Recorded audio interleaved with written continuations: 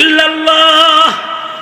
আল্লাহর রাসূল বলেন, মান ক্বালা লা ইলাহা ইল্লাল্লাহ মুমিনান বিকলবিহি দাখালাল জান্নাহ। কারোর জীবনে যদি একবার বলে লা ইলাহা ইল্লাল্লাহ, এই মুমিনকেও মহান রব্বুল আলামিন এত ভালোবাসে। এই কালিমা বলার উসিলায় আল্লাহ তাআলা তাকে জান্নাতের মালিকানা দান করে। আর যদি তার মৃত্যুর পূর্বে তার মুখ দিয়ে যদি বের হয় লা ইলাহা ইল্লাল্লাহ, আল্লাহর রাসূল বলেন, মান কানা আখিরু কালামিহি লা ইলাহা ইল্লাল্লাহ, যদি কারোর জবানে শেষ কথা হয় লা ইলাহা ইল্লাল্লাহ, তার মানে হলো 60 বছর নাফরমানি করেছো, 50 বছর নাফরমানি করেছো, 70 বছর নাফরমানি করেছো, আজকে তোমার মৃত্যুর সময় এসে গেছে। কিন্তু তোমার বুঝে আইসা পড়ছে তুমি তোমার রবের ভয় পাও, আর তোমার বুঝে আসছে যে তোমার রব ছাড়া তোমার আর আপন কেউ নাই। তোমার মুখে উচ্চারিত হয়েছে আস্তাগফিরুল্লাহ, একবার তুমি বলেছো আল্লাহ আমি মাপ চাই, অথবা তোমার মৃত্যুর সময় তোমার মুখে বের হয়ে গেছে খোদার ভয়ে লা ইলাহা ইল্লাল্লাহু মুহাম্মাদুর রাসূলুল্লাহ। যদি বান্দার কোনো সম্বল না থাকে, এতটুকুন সম্বলকেও মহান আল্লাহ বান্দার আল্লাহর কাছে পৌঁছার যথেষ্ট রাস্তা বানায়া বান্দাকে মহান আল্লাহ আল্লাহর কাছে যাওয়ার দরজা খুলে দিবে। তুরকুল উসুল ইলাল্লাহি কাআদাদি আনফাসিল খালায়েক। এ কারণে নিজের জিন্দেগীর একবার তাসবিহ তাহলিলের উচ্চারণ এটাও হতে পারে আল্লাহর জান্নাতে যাওয়ার উসিলা। অথবা হতে পারে তুমি নেককার না, কিন্তু তুমি জমানার একজন নেককার আব্দুর রহমান হাফিজজিকে ভালোবাসো, তুমি এ ভালোবাসাটাও হতে পারে তোমার জান্নাতে যাওয়ার উসিলা। কারণ হলো আল মারউ মা মান আহাব্বা, এইটাও যদি কারোর আল্লাহ তাআলা কবুল করে, এর উসিলায় আল্লাহ পাক বহু নাফরমানের জিন্দেগীর গুনাহ মাফ করে জান্নাত দান করবে। আল্লাহ পাক আমাদেরকে বলেন, ও আমার ঈমানদার বান্দা বান্দীরা, ইত্তাকুল্লাহ, তোমরা আল্লাহকে ভয় করো। মুমিন একমাত্র ভয় করবে আল্লাহকে। ইত্তাকুল্লাহ, আল্লাহকে ভয় করো। ওয়াবতাগু ইলাইহিল ওয়াসিলা, এবং আল্লাহ পর্যন্ত পৌঁছার জন্য উসিলা তালাশ করো, উসিলা বানাও।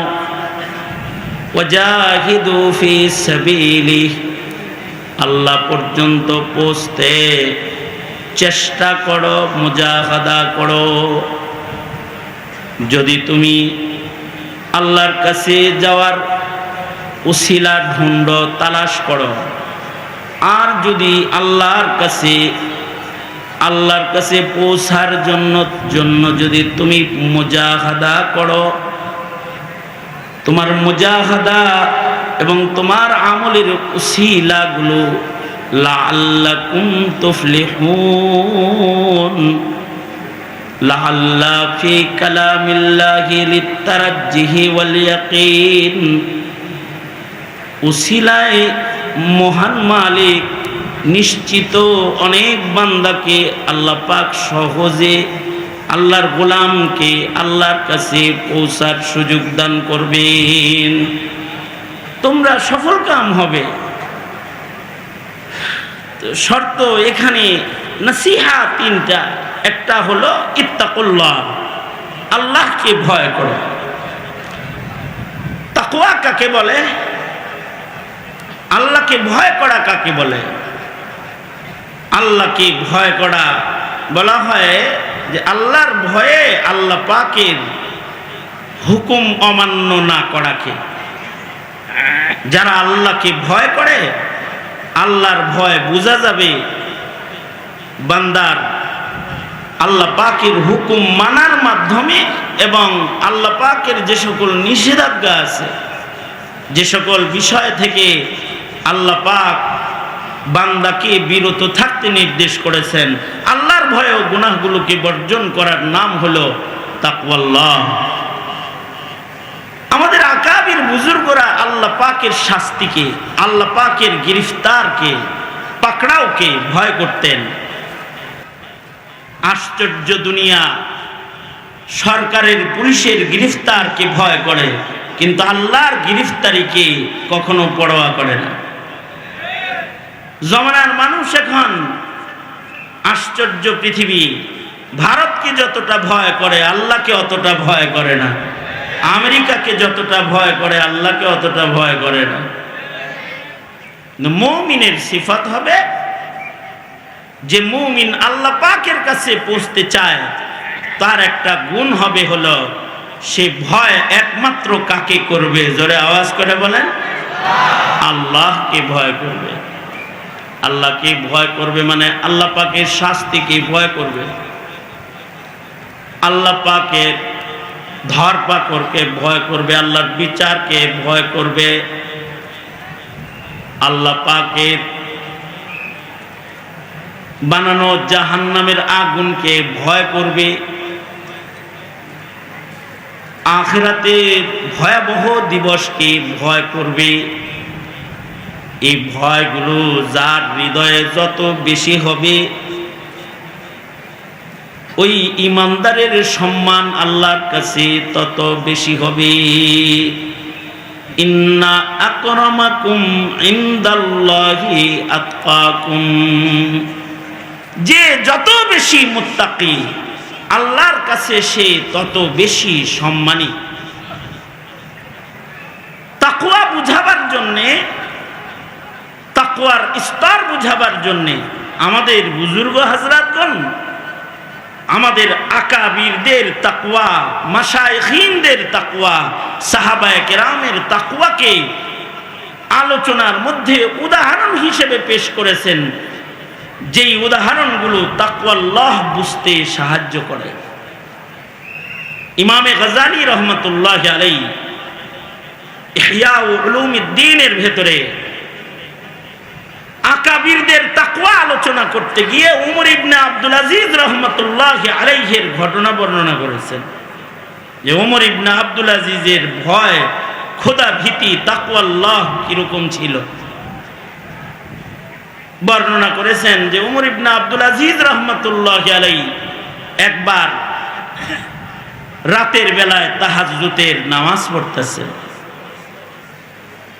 আর ওনার দাসী বান্দি পেছনে বসে থাকতে থাকতে যে খেদমত করে ঘুমায় পড়ছে।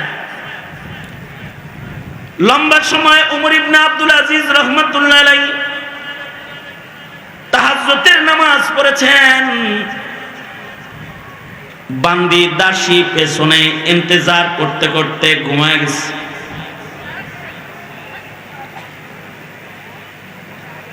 উমরের সানি উমর ইবনে আব্দুল আজিজ রহমতুল্লাহ আলাইহি ওনার ঘুম ভাঙছে, ওনার নামাজ শেষ হয়েছে, আর দাসী বান্দির ঘুমও ভাঙছে। কিন্তু ঘুম থেকে জাগার সাথে সাথে দাসী চিৎকার করে কান্না শুরু করছে। উমর ইবনে আব্দুল আজিজ বলে, দাসী কাঁদো কেন? দাসী বলে, কাঁদি, ভয়ঙ্কর একটা স্বপ্নে দেখছি, স্বপ্ন দেখা ভয়ে কাঁদতেছি। আমাদের ঘরেও কখনো ঘরের সদস্যরা ভালো স্বপ্ন দেখলে এটা তাবির দিকে, আবার খারাপ দেখলে পরে দেখাই আবার উঠেই কাঁদে। স্বপ্নে যদি ভয়ঙ্কর কোনো কিছু দেখে তাহলে ঘুম থেকে উঠে ভয়ে কাঁদে। দাসী ভয়ঙ্কর স্বপ্ন দেখেছে, স্বপ্ন থেকে জাগ্রত হয়ে দাসী কাঁদছে। ওমর ইবনে আব্দুল আজিজ তাকে জিজ্ঞাসা করলেন, দাসী তুমি কি স্বপ্নে দেখেছ? কি স্বপ্ন দেখে তুমি কাঁদো বলো? দাসী বলে আমি স্বপ্নে দেখি যে হাসরের ময়দান কায়েম হয়েছে। হাসরের ময়দানটা তো ভয়ঙ্কর ময়দান।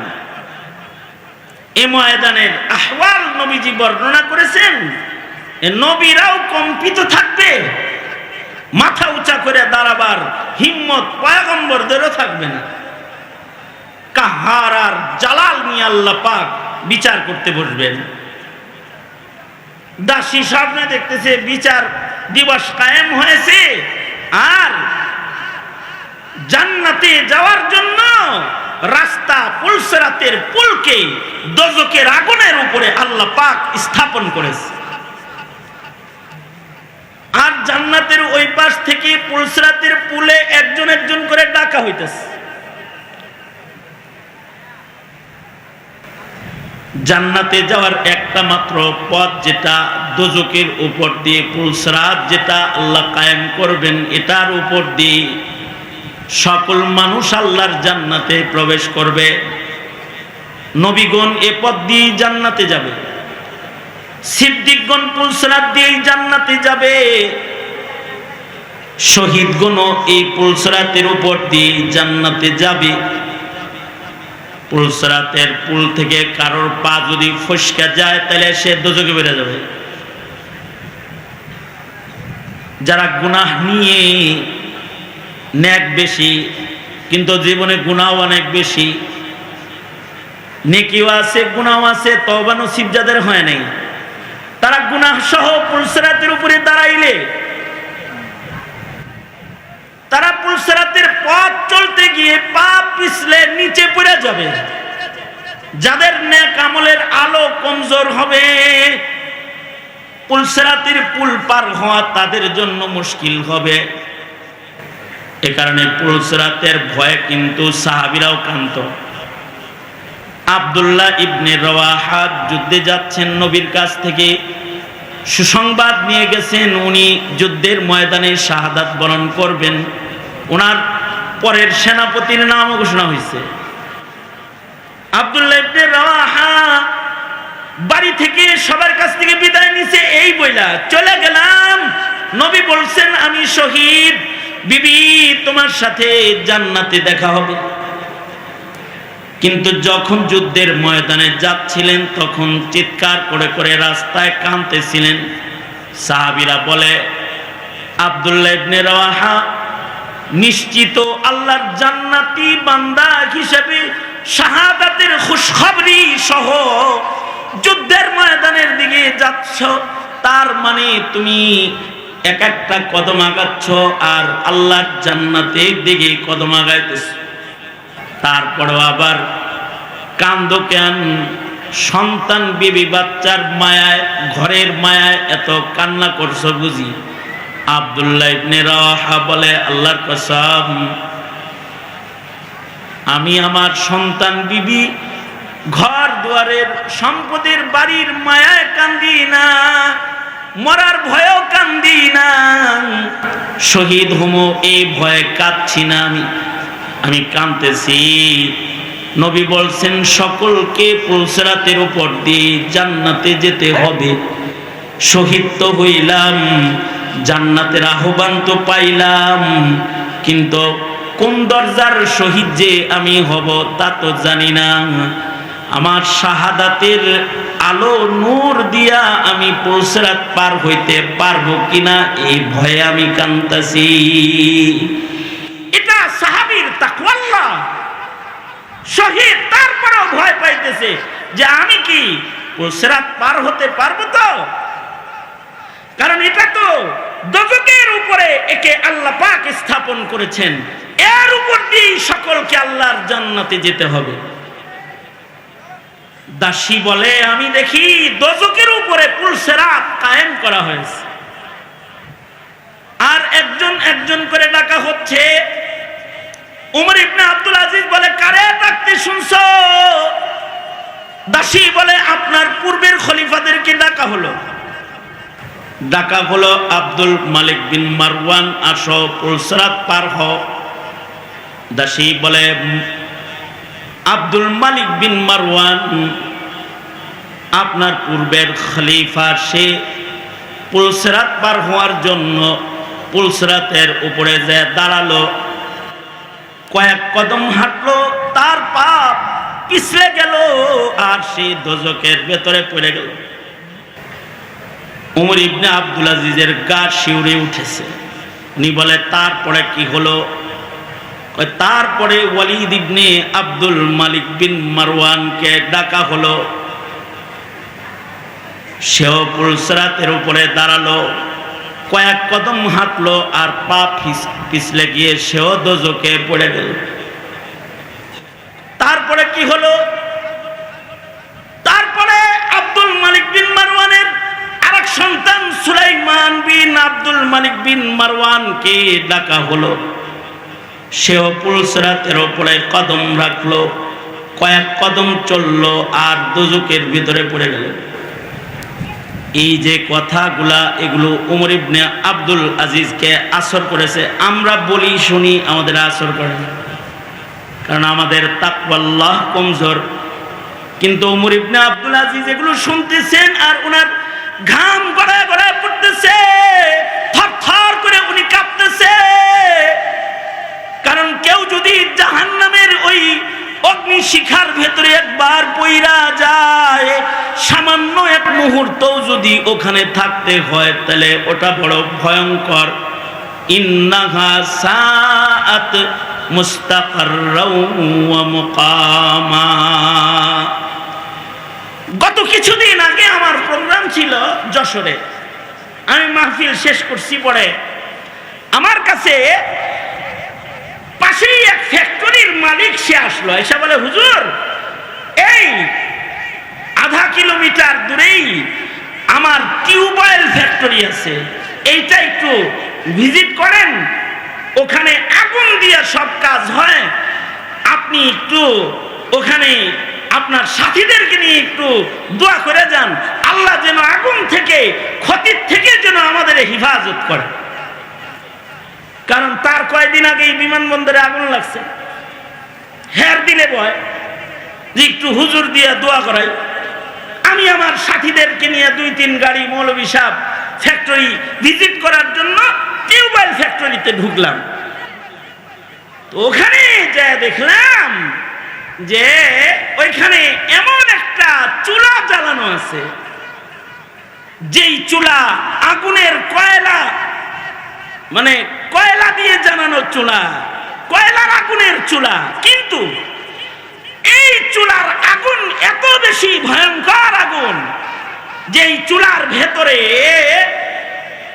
জমাট বাঁধা পুরান লোহাগুলোকে একদিক দিয়ে ঢুকা দেওয়া হচ্ছে, আর এই লোহাগুলো আর একদিক দিয়ে পানি হয়ে, ট্যাপ দিয়ে যেমন পানি পড়ে ওইভাবে লোহা নরম হয়ে পানি হয়ে বালতিতে পড়তেছে।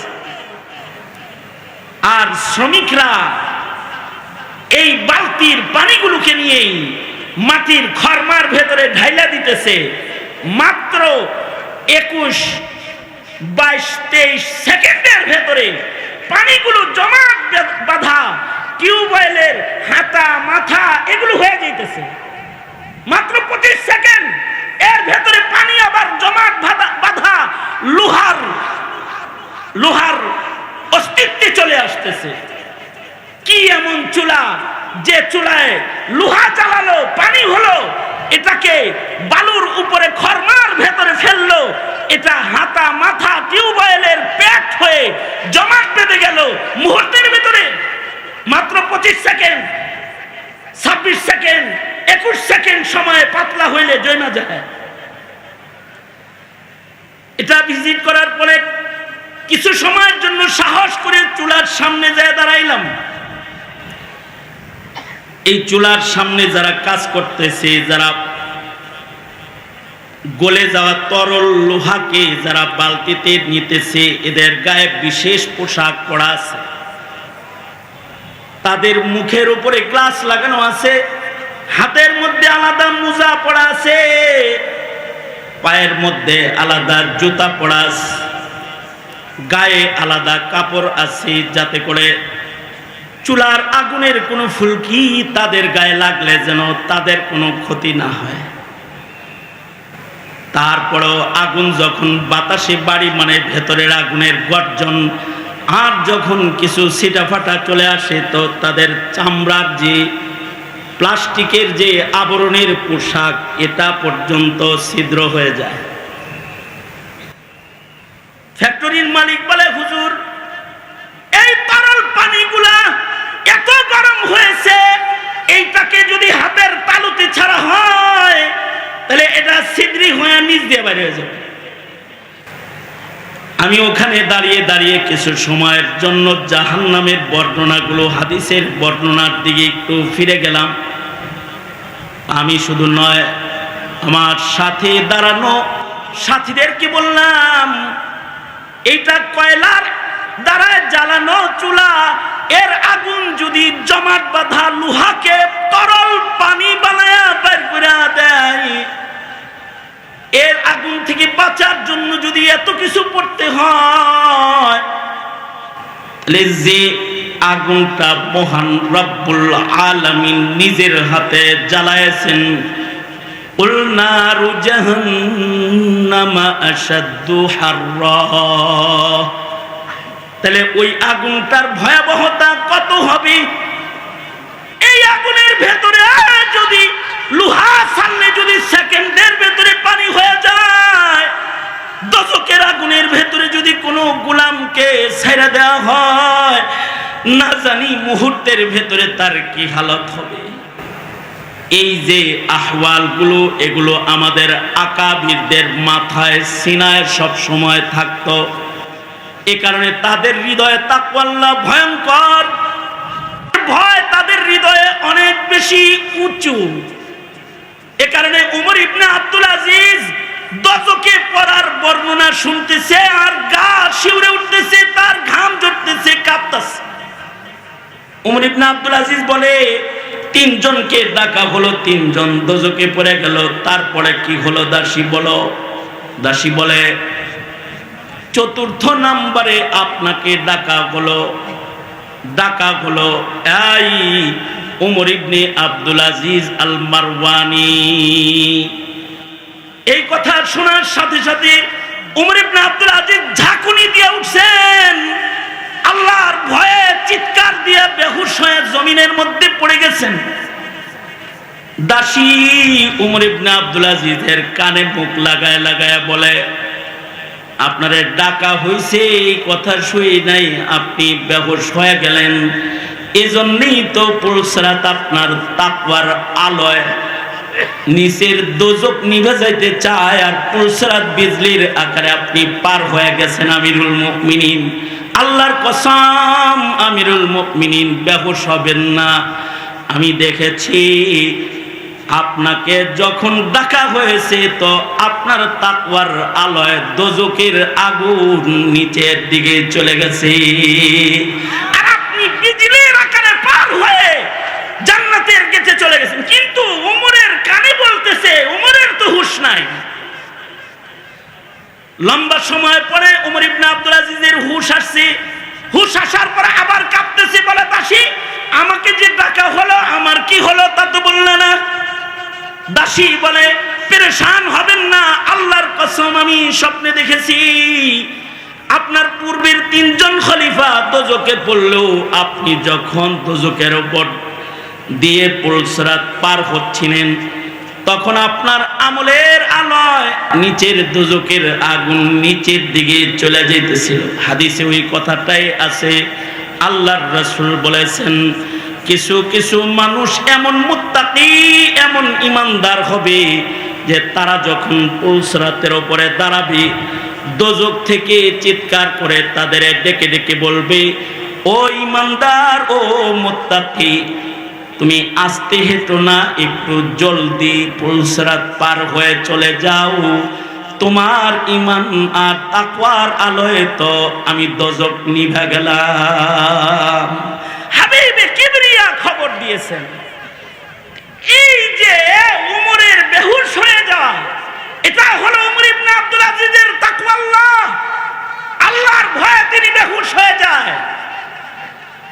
আর কেউ কেউ আছে পুলিশের নাম শুনলে বেহুশ হয়ে যায়, আওয়ামী লীগের নাম শুনলে বেহুশ হয়ে যায়। আওয়ামী কিছু মেরে দেয়। মনে করেন রাস্তা দিয়ে যাইতেছে, পেট্রোল বোম একটা মেরে দিছে। এখন আওয়ামী লীগ শুনলেও ভয় পায়, পুলিশ নাম শুনলে ভয় পায়, ওসি স্যার আইছে শুনলে ভয় পায়, দুনিয়ার মামলাকে ভয় পায়, আখিরাতের মামলার ভয় নাই, ভারতকে ভয় পায়। যেমন শেখ হাসিনা মোদিরে যতটা ভয় পায়, আল্লাহকে ভয় পায় না, আল্লাহরে ভয় পায় না, মোদিরে যত ভয় পায়। এ কারণে মোদির দিল জয়ের জন্য গোটা দেশকে মূর্তির বাজার বানিয়ে ফেলেছিল। দেশের মানুষের ভেতরে ওয়াহদানিয়তকে কোরবানি দিয়ে বহুত্ববাদ আর মূর্তি পূজাকে মানুষের হৃদয়ে এস্টাবলিশ করার জন্য টেকনাফ থেকে তেতুলিয়া, রূপসা থেকে পাথুরিয়া এমন কোন মোড় ছিল না যে মোড়ে হাসিনা মোদির এজেন্ডা বাস্তবায়নে মূর্তি খাড়া না করেছিল। এ কারণে আমি বলি, যারা বিভিন্ন দলের রাজনীতি করেন, এক একজনের যোগাযোগ এক এক জায়গায়, কারোর যোগাযোগ চায়নার সাথে, কারোর যোগাযোগ রাশিয়ার সাথে, কারোর যোগাযোগ আপনাদের যোগাযোগ ইন্ডিয়ার লগে, আবার কারোর যোগাযোগ আমেরিকার লগে। খুব সাহস নিয়ে বসে রয়েছেন না? কিন্তু মনে রাখবেন, বাংলাদেশে এমন এক কাফেলা আছে যাদের যোগাযোগ তাকওয়া আল্লাহর রাশির মাধ্যমে একমাত্র উপরের মালিক আল্লাহর সাথে, আল্লাহর সাথে তাদের যোগাযোগ। একটি কাফেলা আছে যেই কাফেলাকে মদত করনে ওয়ালা আল্লাহ। এরা জমিনে বাঁচা থাকতে আপনারা যে দাদাদের ভয়ে দাদাদের এজেন্ডা বাস্তবায়ন করতে চান, বাস্তবায়ন করতে দেওয়া হবে না। ঘাড় ধরে ধরে হাসিনার মতো বের করে দেওয়া হবে, বের করে দেওয়া হবে। কারণ মুমিনের হৃদয়ে ভয় কার? জোরে আওয়াজ করে বলেন। মুমিনের হৃদয়ে একমাত্র ভয় হবে আল্লাহর। শত শত জায়গায় আল্লাহ কয়, আমারে ডরাও, আমারে ডরাও। আমার তিলাওয়াতকৃত আয়াতে আল্লাহ বলেন, ইয়া আইয়ুহাল্লাযীনা আমানুত্তাকুল্লাহ, ও আমার আদরের পেয়ারা বান্দা বান্দিরা, ইত্তাকুল্লাহ, তোমরা আল্লাহকে ভয় করো। বলুন আওয়াজ করে, ভয় করব কাকে? আরো জোরে বলেন, ভয় করব কাকে? মাঝে মধ্যে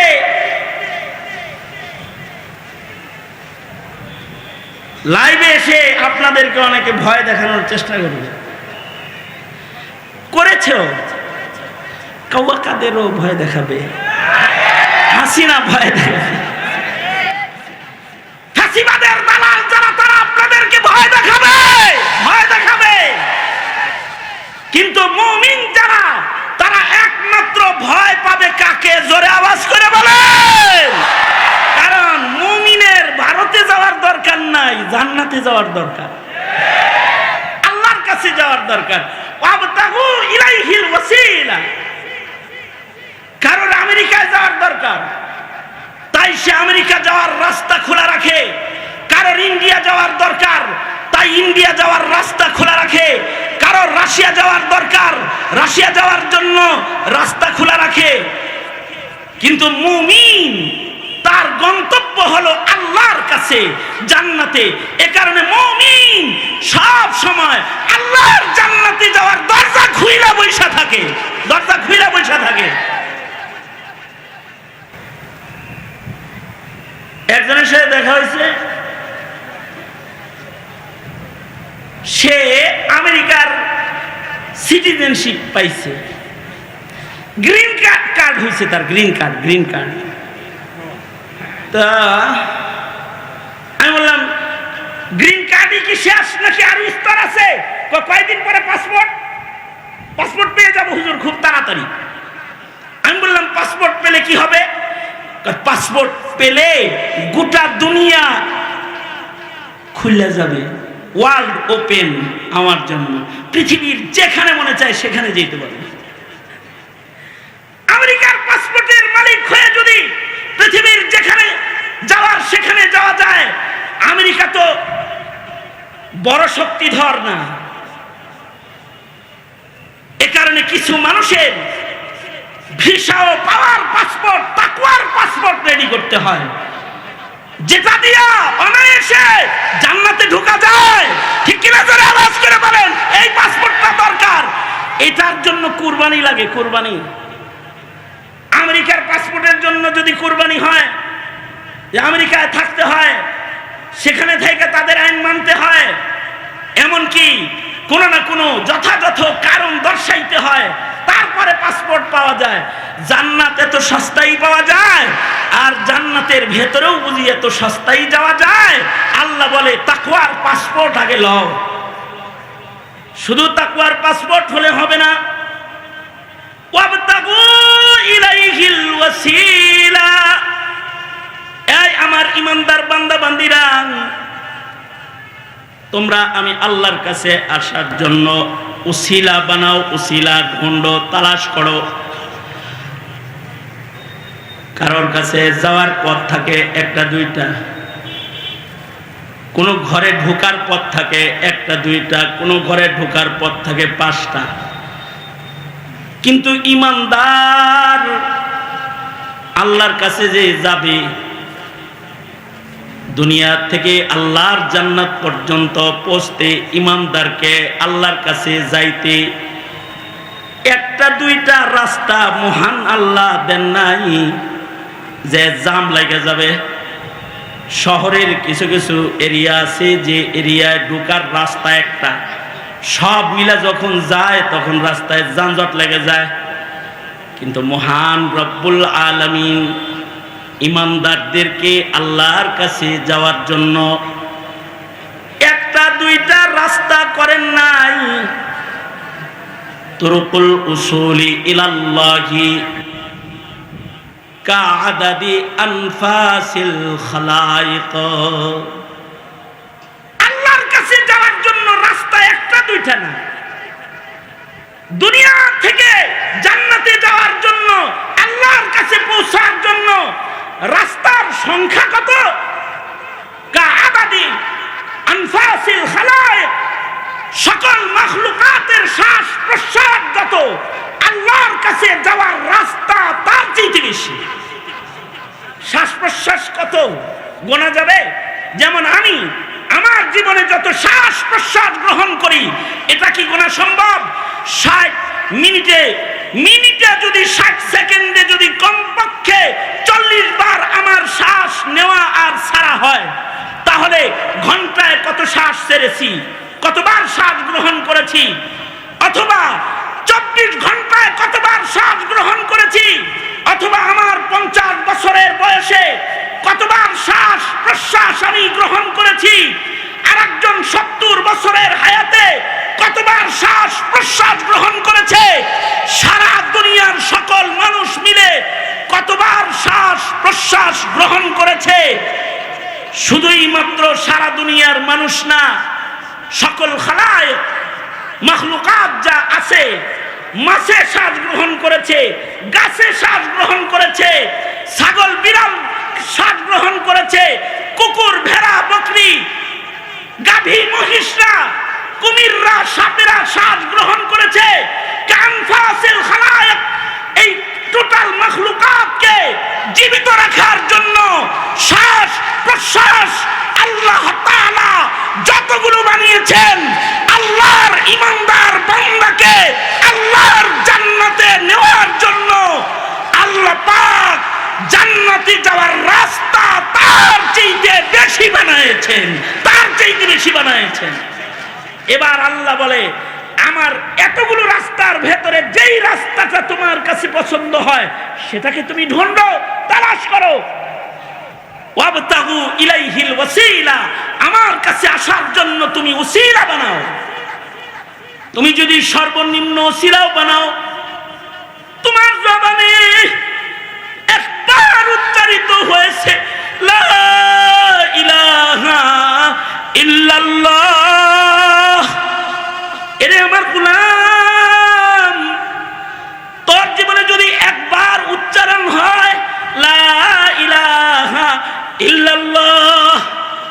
আল্লাহর রাসূল বলেন, মান ক্বালা লা ইলাহা ইল্লাল্লাহ মুমিনান বিকলবিহি দাখালাল জান্নাহ। কারোর জীবনে যদি একবার বলে লা ইলাহা ইল্লাল্লাহ, এই মুমিনকেও মহান রব্বুল আলামিন এত ভালোবাসে। এই কালিমা বলার উসিলায় আল্লাহ তাআলা তাকে জান্নাতের মালিকানা দান করে। আর যদি তার মৃত্যুর পূর্বে তার মুখ দিয়ে যদি বাইর হয় লা ইলাহা ইল্লাল্লাহ, আল্লাহর রাসূল বলেন, মান কানা আখিরু কালামিহি লা ইলাহা ইল্লাল্লাহ, যদি কারোর জবানে শেষ কথা হয় লা ইলাহা ইল্লাল্লাহ, তার মানে হলো 60 বছর নাফরমানি করেছো, 50 বছর নাফরমানি করেছো, 70 বছর নাফরমানি করেছো, আজকে তোমার মৃত্যুর সময় এসে গেছে। কিন্তু তোমার বুঝে আইসা পড়ছে তুমি তোমার রবের ভয় পাও, আর তোমার বুঝে আসছে যে তোমার রব ছাড়া তোমার আর আপন কেউ নাই। তোমার মুখে উচ্চারিত হয়েছে আস্তাগফিরুল্লাহ, একবার তুমি বলেছো আল্লাহ আমি মাপ চাই, অথবা তোমার মৃত্যুর সময় তোমার মুখে বের হয়ে গেছে খোদার ভয়ে লা ইলাহা ইল্লাল্লাহু মুহাম্মাদুর রাসূলুল্লাহ। যদি বান্দার কোনো সম্বল না থাকে, এতটুকুন সম্বলকেও মহান আল্লাহ বান্দার আল্লাহর কাছে পৌঁছার যথেষ্ট রাস্তা বানায়া বান্দাকে মহান আল্লাহ আল্লাহর কাছে যাওয়ার দরজা খুলে দিবে। তুরকুল উসুল ইলাল্লাহি কাআদাদি আনফাসিল খালায়েক। এখানে নিজের জিন্দেগীর একবার তাসবিহ তাহলিলের উচ্চারণ, এটাও হতে পারে আল্লাহর জান্নাতে যাওয়ার উসিলা। অথবা হতে পারে তুমি নেককার না, কিন্তু তুমি জমানার একজন নেককার আব্দুর রহমান হাফিজজিকে ভালোবাসো, তুমি এ ভালোবাসাটাও হতে পারে তোমার জান্নাতে যাওয়ার উসিলা।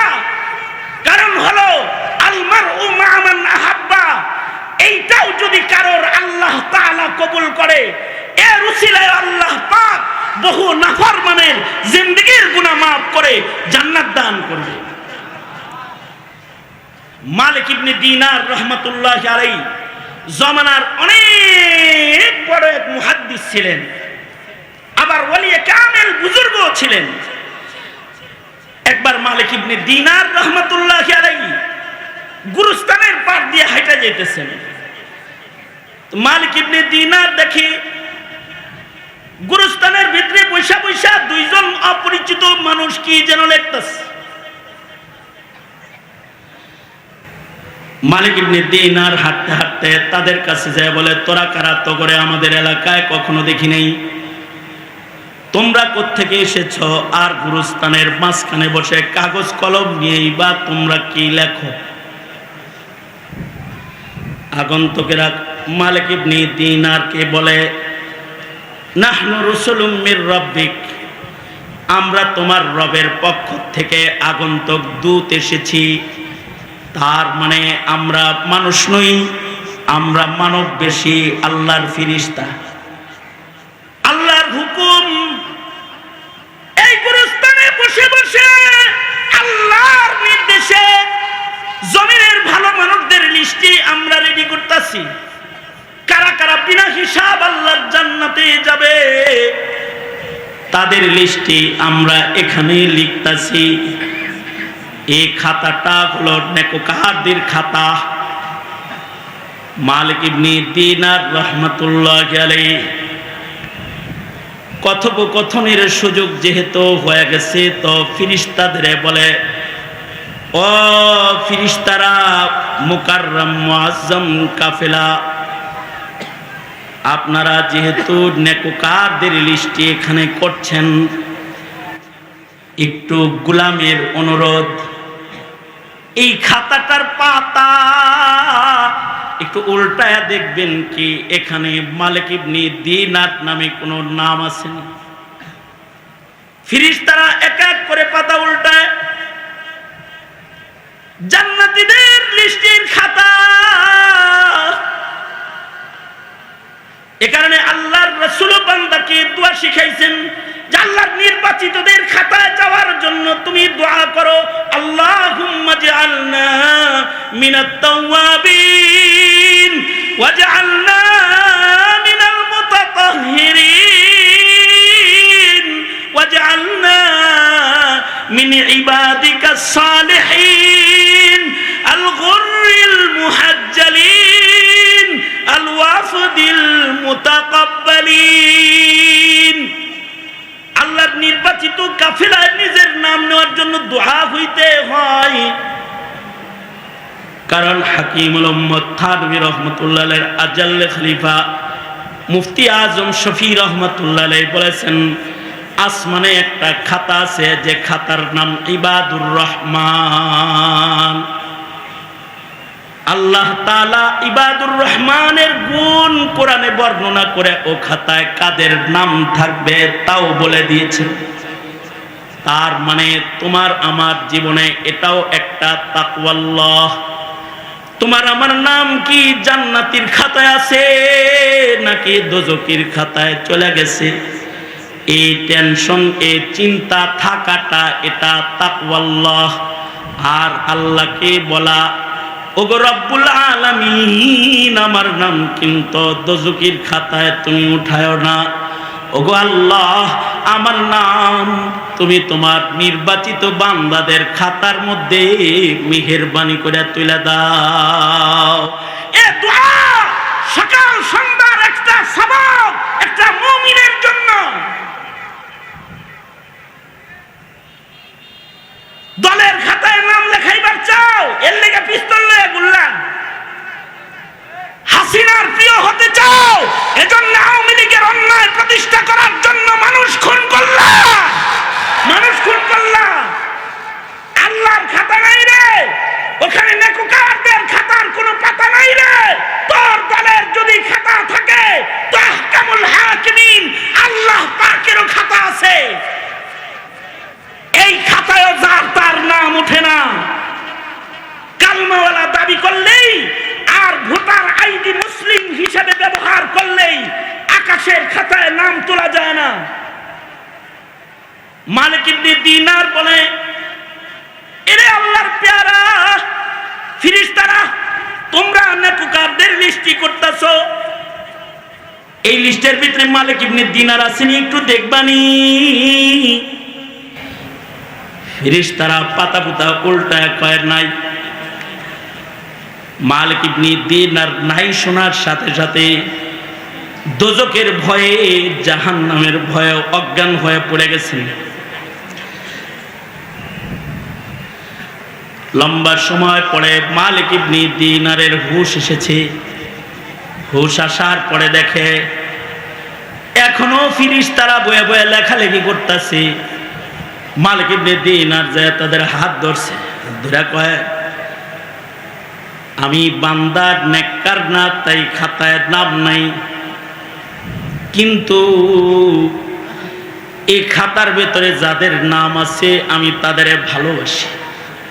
আল্লাহর রাসূল বলেছে, আলমার ও মামান আহাব্বা, যে যাকে ভালোবাসে সে তাদের সাথে থাকবে।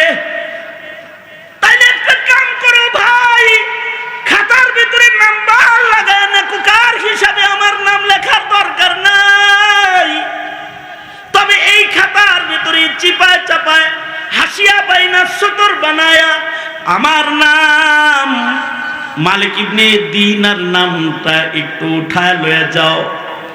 তার মানে হলো উহিব্বুস সালিহিনা ওয়ালাস্তু মিনহুম, উহিব্বুস সালিহিনা ওয়ালাস্তু মিনহুম লাআল্লাল্লাহ ইয়ারযুকুনি সালাহা।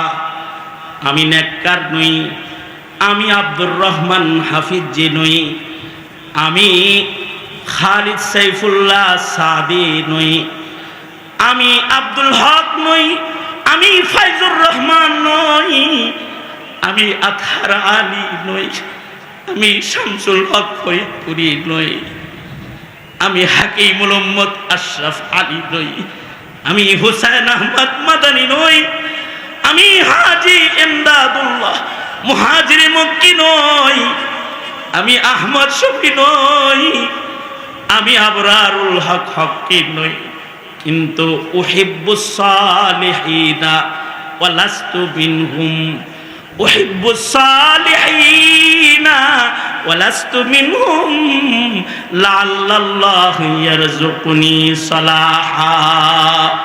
তবে আমি মানুষগুলোকে ভালোবাসি, তাদের হুকুমে নিজের জান বিতরণ করাকে নিজের জন্য সাআদাত মনে করি। এই কারণে মনে করি, যে কারণে রাসূল বলেছেন এই ভালোবাসাটাও আল্লাহর কাছে যাওয়ার উসুল ইলাল্লাহ, আমার মালিকের কাছে যাওয়ার একটা রাস্তা। যার সাথে যার মোহাব্বত হবে তার সাথে তার কিয়ামত হয়ে যাবে। মালিক ইবনে দিনার বলে, ফেরেশতারা রে, এই খাতার ভেতরে যাদের নাম আছে এই লোকগুলাকে আমি ভালোবাসি, সুতরাং আশেক হিসাবে ভালোবাসি, তাই আমার নামটা কি হাসিয়া বাইনা সতরে একটু উঠায়া দেওয়া যায় না। ফেরেশতারা উধাও হয়ে গেল সাথে সাথে। আল্লাহর উদ্দেশ্য হলো আল্লাহর বান্দাকে আরো কাছে নিবেন, তাই কাছে ডেকে নিলেন। আকাবের বুজুর্গদের সাথে এমন মুআমালা আল্লাহ পাকের আছে। মালিক ইবনে দিনার ফেরেশতারা যখন উধাও হয়ে গেছে, সুজা মসজিদের দিকে দৌড় দিছে, যাই আল্লাহর কাছে যাই। মসজিদে যায় সিজদা দিয়ে কাঁদতেছে আর তওবা করতেছে আর চোখের পানি ফেলতেছে। কারোর কারোর এক পাত্রা চোখের পানি আল্লাহর জান্নাত খুলে দেয়। কিসি কা এক কাতরা জান্নাতে যাওয়ার জন্য কাফি, আর কারোর কারোর পুরা হায়াত এটা হয়ে যায় অযথা। এক পাত্রা ইশকের পানির অনেক দাম। কাতরাতুন, এক পাত্রা পানি যেটা আল্লাহর প্রেমিক কারোর চোখ দিয়ে গড়ায় পড়েছে, এটার অনেক দাম। এটা বান্দার জিন্দেগির গুনাহ মাফ করার জন্য উসিলা হয়, এটা বান্দার জান্নাত খোলার জন্য উসিলা হয়, এটা দোজখের লিস্ট থেকে নাম কাটার জন্য উসিলা হয়। এক পাত্রা চোখের পানি কখনো কখনো রবের কুদরতি কোলে বান্দার জায়গা হওয়ার জন্য উসিলা হয়ে যায়। মালিক ইবনে দিনার মসজিদে যায় যে কান্দা দিছে আর চোখের পানি ফেলতেছে, খানা দানা বন্ধ হয়ে গেছে, আর বলতেছে, ও গো আল্লাহ, তুমি না বলছো গুনাহগার রে তওবা করলে তুমি মাফ করে দাও? আমি তওবা করতে তোমার ঘরে আসছি, ও গো আল্লাহ, তোমার নেককারদের লিস্টে আমার নাম নাই। আল্লাহ গো, দোজখের লিস্টে আমার নাম উঠায় না গো আল্লাহ। এমন ভাবে মালিক ইবনে দিনার রুনাজারি করতেছে, মসজিদ থেকে বাইর হয় না। সারা দিন সারা রাত মসজিদে রুনাজারি, 2 দিন অতিক্রম হয়ে গেছে। ক্লান্ত মালিক ইবনে দিনার মসজিদের ভেতরে ঘুমন্ত দুর্বল দেহে ঘুমায় পড়েছে। ঘুমের ঘরে স্বপ্নে দেখে ওই 2 ফেরেশতা যারা তার সাথে গুরুস্থানে জিয়ারত করেছে, তারা ঘুমের ঘরে এসে গেছে। এসে মালিক ইবনে দিনারকে ডাকতেছে, উঠো মালিক, উঠো, কেঁদো না, কেঁদো না, তোমাকে তো আল্লাহ এত ভালোবাসে তা আমরা জানতাম না। আমাদের খাতায়, আমাদের খাতার পাতায়, আমাদের কলমের আগায় তোমার নামটা আল্লাহর মাহবুব হিসেবে আমরা তুলি নেই বটে, কিন্তু আসমানের খাতার সাথে যখন মিলাইতে গেছি, যা দেখি সেখানে তোমার মালিক আল্লাহ তাআলা নিজের কলম দিয়া তোমার নামটা তার মাহবুব বান্দাদের খাতার ভেতরে তুলে রেখেছে। ইয়া আইয়ুহাল্লাযীনা আমানুত্তাকুল্লাহ, ও ওয়াবতাগু ইলাইহিল ওয়াসিলা। খায়বারের যুদ্ধে এক চারুয়া গোলাম রাখাল আসছে ছাগল চড়াইতে চড়াইতে সাহাবায়ে কেরামের পাশে। এটি আমার আলোচনার আজকের শেষ কথা। মুরব্বীরা কথা বলবেন, আমি মনোযোগ আকর্ষণ করছি আপনাদের। এই চারুয়া সে এসে মুসলমানদের সাথে কথোপকথন করতেছে। আমি অনেকগুলো হাদিসের সমষ্টিকে ছোট্ট করে এনে আপনাদের কাছে পেশ করতেছি। চারুয়া রাখাল সাহাবীদেরকে বলে, তোমরা এখানে কার সাথে যুদ্ধ করতে এসেছো? কার পক্ষে যুদ্ধ করতে এসেছো? সাহাবীরা বলে, আমরা আল্লাহর সেনা, আর আমরা এসেছি দো জাহানের বাদশাহ সরওয়ারে দো আলম মুহাম্মদুর রাসূলুল্লাহ সাল্লাল্লাহু আলাইহি ওয়াসাল্লামের সাথে যুদ্ধ করার জন্য আসছি। আল্লাহর জমিনে আল্লাহর খেলাফত আমরা প্রতিষ্ঠা করতে চাই। চরওয়া বলে, তোমাদের আচরণ, তোমাদের কথোপকথন, তোমাদের মাকসাদ, তোমাদের উদ্দেশ্য সব কিছু শোনার পরে তো আমি তোমাদের দলে ঢুকার লেগে পাগল হয়ে গেলাম। আচ্ছা, তোমরা যে দো জাহানের বাদশার সাথে এখানে এসেছো, আমি কালো গোলাম যদি ওই বাদশার লগে একটু দেখা করতে চাই, আমাকে কি সুযোগ দিবে? সাহাবায়ে কেরাম বলেন, অবশ্যই সুযোগ হবে না কেন? আসলে গোলাম মনে করছি দুনিয়ার নেতাগর কাছে যাইতে যত গেট পার হইতে হয় না জানি, দো জাহানের বাদশার কাছে যাইতে কত গেট পার হইতে। কারণ এই যুগের চেয়ারম্যানের কাছে ঢুকতে হইলে 7 গেট, এমপির কাছে ঢুকতে হইলে 11 গেট, মন্ত্রীর কাছে ঢুকতে হইলে 30 গেট, আর হাসিনার কাছে ঢুকতে হইলে 9 গেট। এই তো দশা। তাহলে না জানি বাদশার কাছে যাইতে না জানি কত গেট পার হইতে হবে।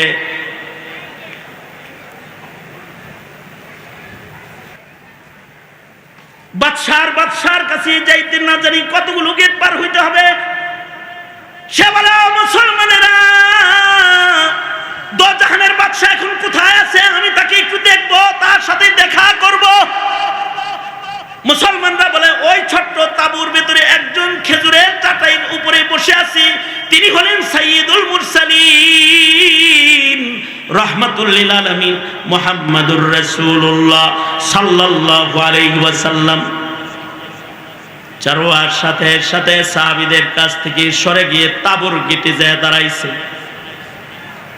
তাবুর গেটের ফাঁক দিয়া নজর করে আল্লাহর রাসূলের চেহারাকে মোহাব্বতের সাথে যখন এক নজর দেখছে, সাথে সাথে আমার নবীর পাগল হয়ে গেছে।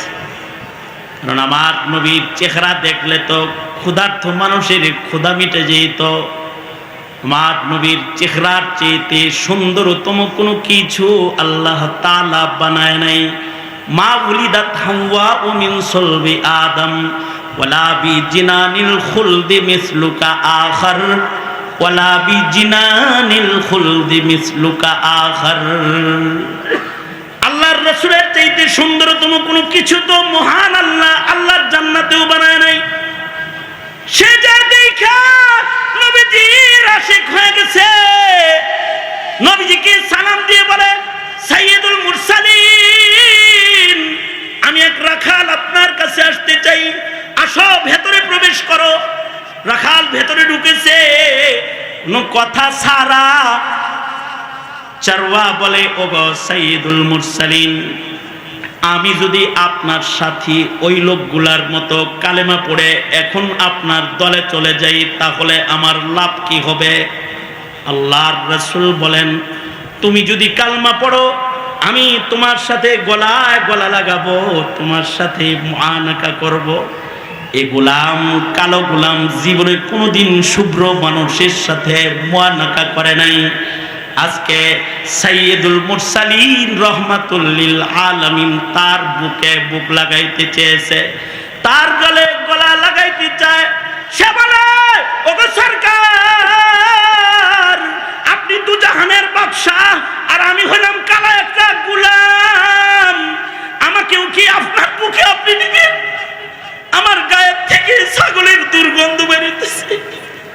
আল্লাহর রাসূল বলে আল্লাহ তাআলা কারোর গায়ের চামড়া দেখে না, ঈমান দেখে। তুমি কালমা পড়লে তুমি আমার ভাই হয়ে যাবা, আমি তোমার গলায় গলা লাগাবো, তোমাকে বুকে লইব। সে বলে তাইলে আমাকে কালমা পড়ায়া দেন। রাসূলে আরবি কালেমা পড়ায়া দিয়া তাকে মুআনাকা করলেন।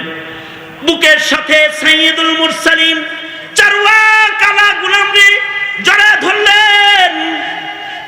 চারওয়া গোলাম বলে, রাখাল বলে, হাবশি কালা রাখাল বলে, ওগো সরকার আপনার কাছে তো পৌঁছাইলাম, এবার আপনার রব, আপনি যার দাওয়াত নিয়ে আইছেন, আমি যদি তার কাছে পৌঁছতে চাই তাহলে আমাকে কি করতে হবে, আমাকে একটু কি বলবেন? আল্লাহর রাসূল বলে যদি সোজা এখন আল্লাহর কাছে তুই যাইতে চাস, নামাজের ওয়াক্ত না তাই নামাজের নির্দেশ নবী দিলেন না, রমজান মাস না তাই রোজা রাখার নির্দেশ নবী দিলেন না। নবীজি বললেন আল্লাহর কাছে যাইতে চাও তাহলে যুদ্ধের কাতারে শামিল হয়ে যাও, এখন যুদ্ধ করবা আর আল্লাহর কাছে যাইতে পারবা, এটা এখন করা ইবাদত। চারুয়া বলে, গোলাম বলে, রাখাল বলে, ওগো সরকার যুদ্ধের ময়দানে দুই চান্স আছে, জীবিত ফেরত আসতে পারি, নাও আসতে পারি, শহীদও হয়ে যেতে পারি। বাচ্চা আইলে তো গনিমত লয়ে বাড়ি গেলাম, কিন্তু যদি যুদ্ধের ময়দানে যায় আমি মইরা যাই তাহলে আমার কি হবে? আল্লাহর রাসূল বলে ইলায়ে কালিমাতুল্লাহর জন্য এখন যদি যুদ্ধে যায় তুমি মরে যাও তাহলে আমি নবী সাক্ষী দিতাছি তুমি বিনা হিসাব আল্লাহর কোলে আল্লাহর জান্নাতে পৌঁছে যাবে। গোলাম বলে ওগো সরকার এই রকম কালা, এই রকম চামড়া কালা রাখাল, এই রকম মুখে দুর্গন্ধ, গায়ে ছাগলের দুর্গন্ধ, এই রাখাল তাকে গন্ধ সহ আল্লাহ কোলে লইবে। আল্লাহর রাসূল বলে তুই যদি শহীদ হইয়া যাও তাহলে মহান রব্বুল আলামিন তোর গায়ের কালা চামড়াটাকে জান্নাতে যাওয়ার উপযুক্ত সৌন্দর্যের চামড়ার দ্বারা মহান রব্বুল আলামিন পরিবর্তন করে দিবে। তোর গায়ের বদবু, তোর গায়ের ছাগলের দুর্গন্ধ, এইগুলোকে মহান রব্বুল আলামিন মিশকের দ্বারা পরিবর্তন করে তোকে আল্লাহর জান্নাতে পৌঁছায়া দিবে। আল্লাহর রাসূল বলেন কেউ যদি শহীদ হয়ে যায়, শহীদ মাইয়িতরা এমন আফজাল মাইয়িত, তাদের কবরে যাইতে গোসল লাগে না, তাদের কবরে যাইতে কাফন লাগে না, তারা এমন আফজাল মাইয়িত, তারা যখন হাসরের মাঠে দাঁড়াবে তাদের গায়ের খুন থেকে মিশকে আম্বরের গ্রান বের হইতে থাকবে। গোটা ময়দান গ্রানে গ্রানে গ্রানে গ্রানে সুগন্ধি ছড়িয়ে পড়বে। আর আল্লাহ তাআলা রক্ত মাখা লোকগুলাকে আলাদা করে ডাক দিয়া আল্লাহ তাআলা সংক্ষেপে তাদের বিনা হিসাব উসুল ইলাল্লাহির জায়গায় জান্নাতের ভেতরে বাড়িতে তাদের ঘরে পৌঁছায়া দিবে। আল্লাহর জান্নাতে যাওয়ার সবচেয়ে মুখতাসার রাস্তা হলো সময়ের ডাকে, সময়ের দাবিতে রবের সন্তুষ্টির জন্য জীবন দিয়ে দেওয়া। তাসবিহ, জায়নামাজ, তিলাওয়াত, দর্স, তাদরিস তো আমাদের আকাবির বুজুর্গরা আমাদেরকে সার্বিক সময়ের জিন্দেগির নিজামুল আওকাত বানায় দিয়ে গেছে। কিন্তু আল্লাহর রাসূল আমাদের মুরব্বীদেরকে, আমাদের মুরব্বীরা আমাদের নবীজির আমল আমাদেরকে শিখায়া গেছে। তাসবিহ তো পড়বা, জায়নামাজে তো বসবা, নামাজ তো তুমি আদায় করবা, কিন্তু মনে রাখবা উসুল ইলাল্লাহের মুখতাসার রাস্তা আল জিহাদু মাযিন ইলা ইয়াউমিল কিয়ামা, কিয়ামত পর্যন্ত সংক্ষেপে রবের কাছে পৌঁছার জিহাদের এ দস্তরখান জমিনের উপরে আল্লাহ তাআলা বিছায়া রাখবে।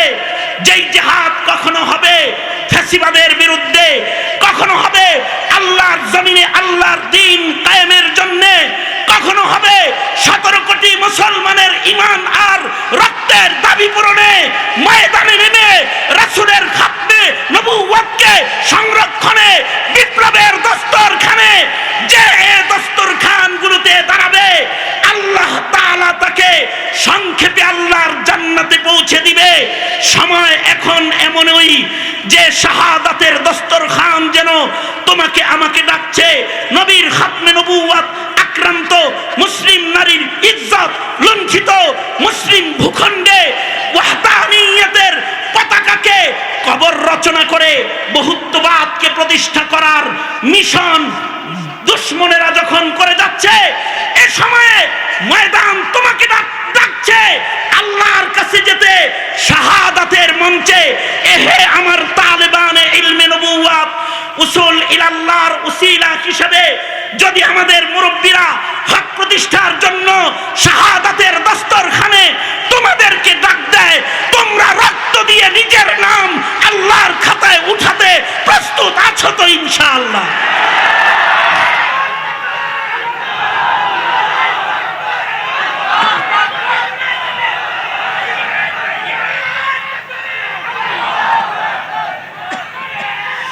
এই সব হলো আল্লাহর জান্নাতে যাওয়ার উসিলা। আগামীকালকের খাতমে নবুয়ত মহাসম্মেলন নবীর প্রেম লালন করে এই সম্মেলনের হাজিরিও আল্লাহর জান্নাতে যাওয়ার উসিলা।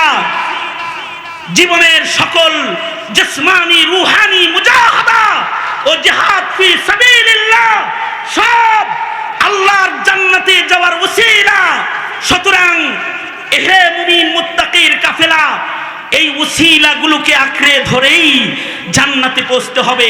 কারণ নিজেদের সংক্ষিপ্ত আমল দিয়ে খোদার জান্নাতে যাওয়ার মতো শক্তি আমাদের নাই। তৈয়ার তো ইনশাআল্লাহ?